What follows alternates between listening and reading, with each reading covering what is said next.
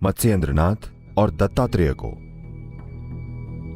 इस परंपरा में सबसे महान योगियों के रूप में जाना जाता है। एक घड़ा, शराब का एक जग उनकी एक जांघ पर था और एक जवान औरत दूसरी जांघ पर। उन्होंने बस देखा, दत्तात्रेय नशे में लग रहे थे। यह परशुराम के लिए एक प्रदर्शन था, क्योंकि वे जबरदस्त क्षमताओं वाले मनुष्य हैं।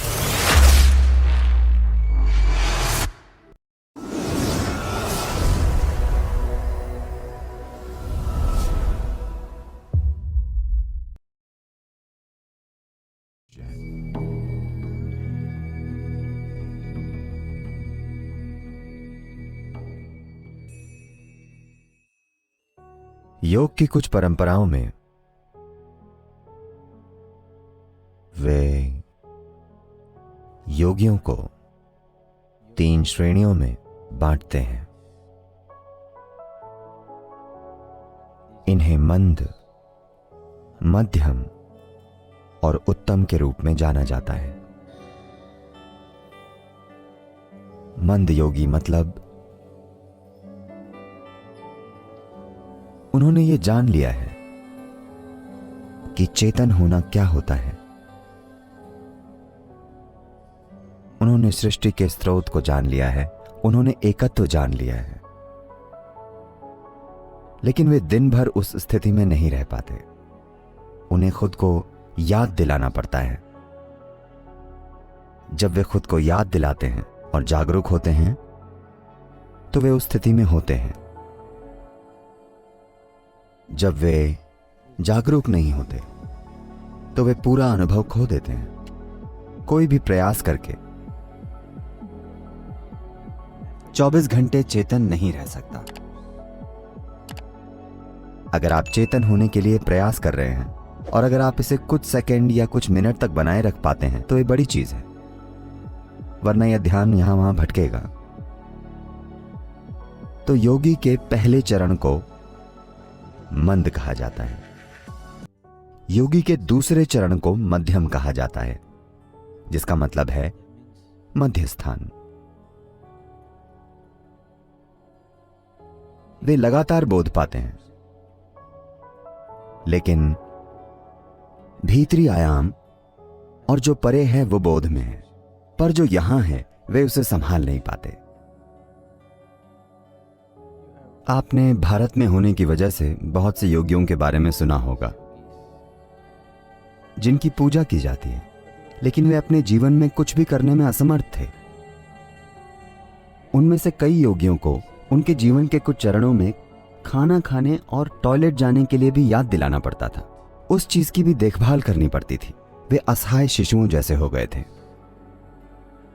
लेकिन अपने भीतर वे एक शानदार स्थिति में थे।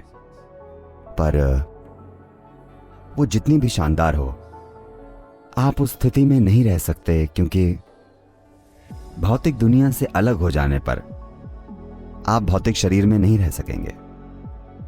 अगर आपको अपना भौतिक शरीर बनाए रखना है तो आपको भौतिक दुनिया में किसी प्रकार से काबिल होना जरूरी है, वरना आप उसे संभाल नहीं पाएंगे। योगी का तीसरा चरण, वो जो परम है, उसका निरंतर बोध पाता है और साथ ही बाहरी दुनिया के भी पूरे तालमेल में होता है,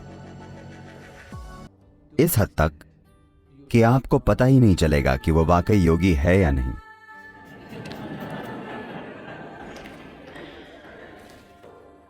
दत्तात्रेय, आपने दत्तात्रेय के बारे में सुना है? दत्तात्रेय, ओह, यह अच्छी बात है, क्योंकि मत्स्येंद्रनाथ और दत्तात्रेय को इस परंपरा में सबसे महान योगियों के रूप में जाना जाता है। बाकी सभी आत्मज्ञानियों में से इन दोनों को सबसे महान माना जाता है। Matsyendranath because of the way he existed. वे इस तरह से जीते थे कि लोग उन्हें शिव का अवतार मानते थे। दत्तात्रेय के बारे में उनके आसपास के लोग कहते थे कि वे शिव, विष्णु और ब्रह्मा, इन तीनों का एक साथ अवतार हैं। ये लोगों का तरीका है उनके बारे में बताने का। जब उन्होंने उस व्यक्ति के बारे में कोई चीज देखी कि वे इंसानी रूप में तो हैं, लेकिन कुछ भी इंसानों जैसा नहीं है, इसका मतलब यह नहीं है कि वे अमानवीय हैं, पर इंसान निश्चित रूप से नहीं थे। तो जब उन्होंने ऐसे गुण देखे तो वे उनकी तुलना सिर्फ शिव, विष्णु और ब्रह्मा से करने लगे। वे बोले ये इन तीनों का अवतार हैं। तो आप देखेंगे कि दत्तात्रेय की कुछ तस्वीरों में 3 सिर होंगे, क्योंकि वे तीनों का अवतार हैं।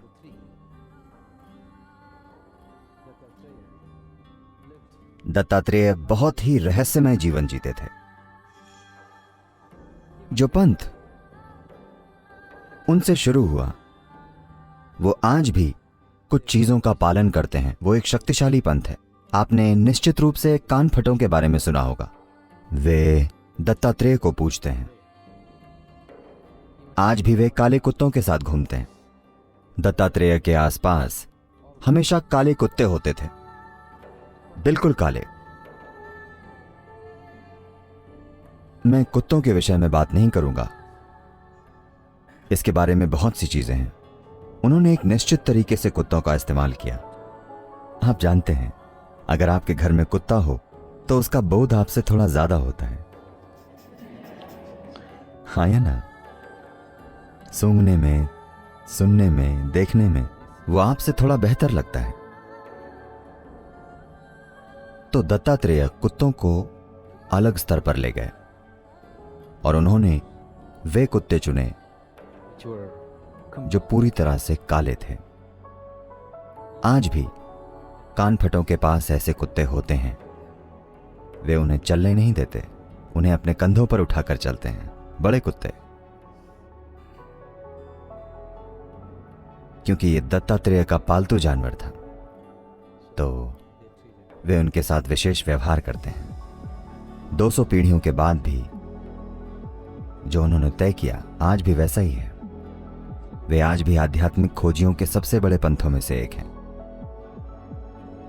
जब परशुराम, कुल्हाड़ी मारने वाले इंसान, उन्हें जो भी दिखा उन्होंने कुल्हाड़ी से काट दिया, अपनी माता को भी। एक बहुत ही ज्यादा अस्थिर भावनाओं वाला इंसान। कई तरीकों से युद्ध में हिस्सा लिए बिना ही परशुराम ने कुरुक्षेत्र युद्ध का भाग्य तय कर दिया था। उन्होंने कर्ण को शुरू से ही उस तरह बनाया था। उनमें जबरदस्त क्षमताएं थीं, पर उनकी अस्थिर भावनाएं उन्हें परम तत्व का बोध जीवन के हर पल में नहीं होने देती थी।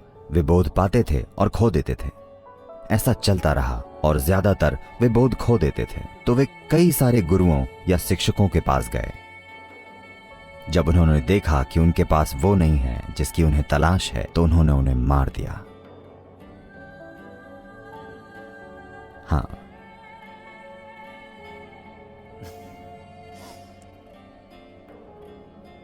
और फिर वे दत्तात्रेय के पास आए।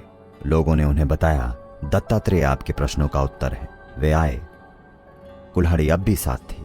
जब वे दत्तात्रेय के स्थान की ओर आ रहे थे, तब कई आध्यात्मिक साधक इकट्ठा हुए थे। वे उनके आश्रम को देखकर यह कहते हुए भागने लगे कि यह कोई आध्यात्मिक जगह नहीं है।